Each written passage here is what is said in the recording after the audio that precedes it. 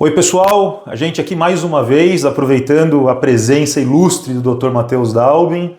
Se você já viu o vídeo anterior, você já sabe quem é ele, mas eu vou repassar. O Dr. Matheus é um grande amigo, um grande neurologista, um grande ser humano, inclusive, uma pessoa tranquilíssima, calma, fala calmamente. É uma meta de vida você, Matheus. O Matheus é neurologista formado pelo Hospital das Clínicas da Faculdade de Medicina da USP, onde ele também fez a sua subespecialização em medicina do sono, especialista em transtornos do sono, que é uma coisa que a gente tem visto muito, particularmente nos últimos meses e anos, né? As pessoas estão com sono desregulado. E, Matheus, de novo, obrigado pela tua presença. Você é uma pessoa que engrandece esse podcast. Contato do Dr. Matheus aí embaixo na descrição do vídeo, quem tiver interesse em agendar consulta com ele. E hoje nós vamos falar de um tema que eu particularmente tenho visto demais, assim, eu não sei se você também na tua prática clínica, que são alterações cognitivas relacionadas ao sono, né? Má qualidade de sono, por exemplo. Então, Matheus, de novo obrigado pela tua presença, e antes da gente dar um pontapé nessa questão, seria interessante se você pudesse explicar brevemente o que acontece com o cérebro durante o sono, para que o público leigo que está assistindo lá entenda melhor como é que isso funciona. Perfeito. Primeiramente, agradecer novamente pelo convite e da participação, Frio, aqui no podcast. E é um tema muito interessante, de fato, né? A gente falar sobre cognição, memória e sono, né? O nosso sono, ele é fundamental para a manutenção da nossa vida e da nossa saúde de uma forma geral. Perfeito. Né? Principalmente para o nosso cérebro, né? Mas para todos os órgãos do nosso corpo. Né? Perfeito. Durante o sono, o nosso cérebro ele muda, de certa forma, o modo de funcionamento dele, né? A gente entra num outro estágio de consciência, vamos assim dizer, né? Tá bom. Que a gente tem a vigília, ou a gente está em vigília, acordado, ou a gente está dormindo. E dentro do sono a gente tem, vamos dizer assim, dois principais subtipos de consciência que nós podemos estar, né? Tá. No sono não REM e no sono REM. E durante o sono, o cérebro ele se organiza para fazer uma manutenção da sua arquitetura de uma forma geral. É uma limpeza, ele vai limpar a casinha ali. Uma limpeza, exatamente. Vai passar a faxina. Vai passar, ligar o robozinho de limpeza. O robozinho de limpeza. Exatamente.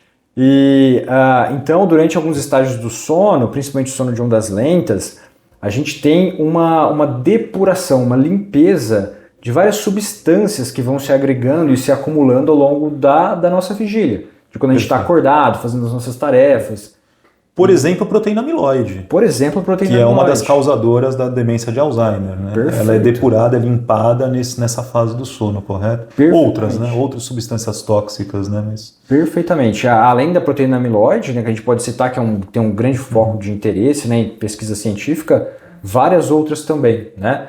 E além desse processo de limpeza, a gente também tem um processo de remodelamento, né, sináptico e podassináptica, que acontecem durante o nosso sono também. Legal, né? Matheus.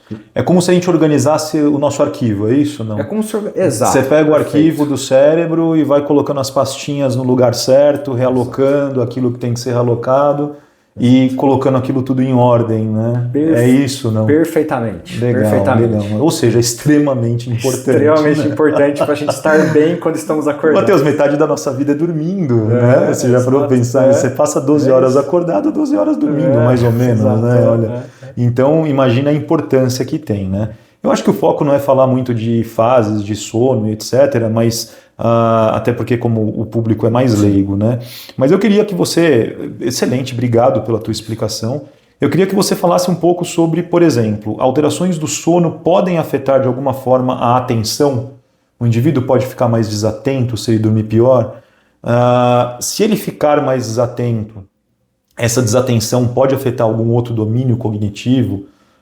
Existe correlação com o que a gente chama de word finding, né? Aquela dificuldade de encontrar palavras e aquela dificuldade de nomeação que eventualmente pode acontecer. Fala um pouco pra gente sobre o que um sono ruim influenciaria na qualidade cognitiva de um indivíduo. Perfeito, Freua. Tem todo o contexto possível, né? Dentro do que a gente já fez de introdução, no nosso sono, A gente tem depuração, além da proteína amiloide, né, enfim, a gente tem depuração de substratos de metabolismo energético que acontece durante a vigília, que o mais conhecido é a adenosina. Se a gente não tem um sono suficiente, ou se a gente tem algum transtorno do sono que leve a uma fragmentação ou diminua a qualidade do sono, a gente não vai ter uma depuração completa, por exemplo, desses acúmulos de metabolismo, né, dessas substâncias, e que vai diretamente impactar na nossa rede executiva. Perfeito. Né? Perfeito. Na rede frontoparietal, né, na nossa central executiva. Perfeito. E isso vai acarretar uma série de transtornos, tanto de planejamento, né, de organização, e também na atenção. Perfeito, né? Perfeito. Então, só para o leigo compreender um pouco melhor, né, a gente divide os domínios cognitivos em vários, né? Então, linguagem é um domínio cognitivo, memória é um cognitivo, existem vários subtipos de memória. E existe um domínio cognitivo chamado função executiva, que é basicamente capacidade de planejar e executar tarefas motoras e mentais. A atenção está no meio disso, como um regente, né? Perfeito. Eu diria que a atenção é um grande regente disso. E aí você fica com dificuldade disso, né? E é muito comum na neurologia algumas queixas de atenção, eventualmente até queixas de linguagem, serem confundidas com algum grau de declínio cognitivo. Não sei se você concorda, mas na língua portuguesa a gente fala esqueceu, isso nos arremete à memória. Então, por exemplo, um indivíduo que esqueceu, entre aspas, né, como é que usa um controle remoto da televisão, não é a memória que está prejudicada, né, é a função executiva que está prejudicada. Né? E a pessoa que esquece palavras ou que tem essa dificuldade, né, na verdade não é propriamente a memória, né, mas é mais a função executiva disso que você está falando, dessa dificuldade de conseguir recuperar, né, a fluência fonêmica, ela é função executiva, né, Matheus? Perfeito.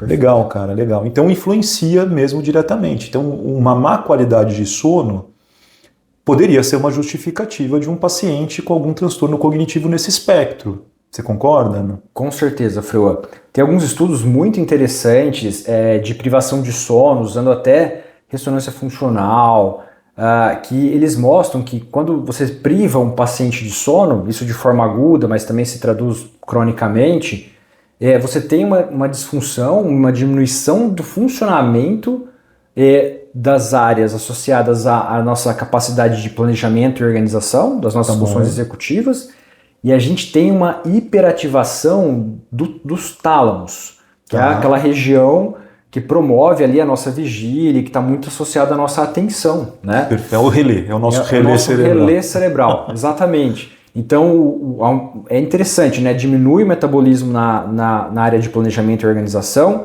e aumenta o do tálamo, né? Mas por que não diminui? Talvez porque ele está tendo que se hiperativar para compensar, para manter tudo funcionando, para a pessoa às vezes não cair. Entendi. Mas isso é um hiperfuncionamento disfuncional. O cara não está super atento, ele está tentando compensar uma deficiência por causa daquela má qualidade de sono. Exatamente. E Matheus, na tua prática, né, você atende, além de distúrbios do sono, você atende neurologia geral também, né?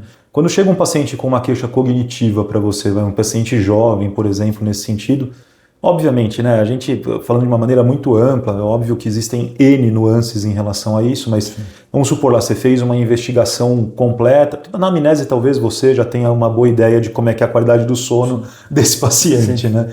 Mas vamos supor lá que você identificou na anamnese alguma alteração de sono, fez uma avaliação completa de investigação adicional, e aí você está convencido de que pode aquela disfunção cognitiva ser relacionada a algum distúrbio do sono. Qual que é o tipo de distúrbio do sono que está mais frequentemente relacionado a essas queixas cognitivas? Perfeito. Freua, em pacientes jovens, que muitas vezes, né, quando a gente recebe pacientes jovens com queixas cognitivas, essa é, acho que a principal, né, que a gente acaba pegando no consultório, o principal distúrbio do sono associado a isso é o sono insuficiente. Perfeito. Tá? É tempo de sono? Tempo de sono. Tempo de sono. Tempo de sono. A gente vive uma epidemia de sono insuficiente. Qual que é a justificativa disso? Não, agora a pergunta assim, pessoal, porque realmente eu não sei qual que é. Eu tenho visto tanto distúrbio do sono que eu não sei o que está acontecendo. Não sei se a impressão tua também é a mesma. Claro, a gente tem vieses porque nós acabamos drenando pacientes com essa queixa, né? Mas Qual que é a justificativa disso, Matheus? É o estilo de vida? O que é? Acho que a gente entra até numa questão meio filosófica, né? Se a gente for explorar isso, né? Mas eu acho que está muito atrelado ao modo como a gente vem se organizando como sociedade, de uma forma geral. Perfeito. Eu acho que principalmente em grandes centros, como a gente está conversando aqui em São Paulo, né? Capital, e isso é observado em outros grandes centros também, né? Perfeito. A modo como a gente organiza a nossa rotina, a nossa vida, cada vez com mais demandas e mais funções, acaba que muitas vezes a gente acaba empurrando o sono, né? Enxugando o tempo de sono para tentar ganhar aquele tempinho a mais, seja para relaxar, um momento que agora eu vou tirar um momento para mim, fazer o que eu quero, ou mesmo para continuar produzindo de uma forma... Parece que 24 horas não é mais suficiente, né, assim, de um dia, né? E, Matheus, pra gente, estamos quase chegando no final, você acha que o uso de telas, por exemplo, aqueles picos de dopamina curtos ali que os Reels lá do Instagram provocam, né? Que você fica 2 horas olhando um negócio daquele, um monte de videozinho curto que vai te fadigando a mente, né? E vai tirando o nível atencional, a pessoa fica com dificuldade, tem que ler 10 vezes o mesmo parágrafo para conseguir entender.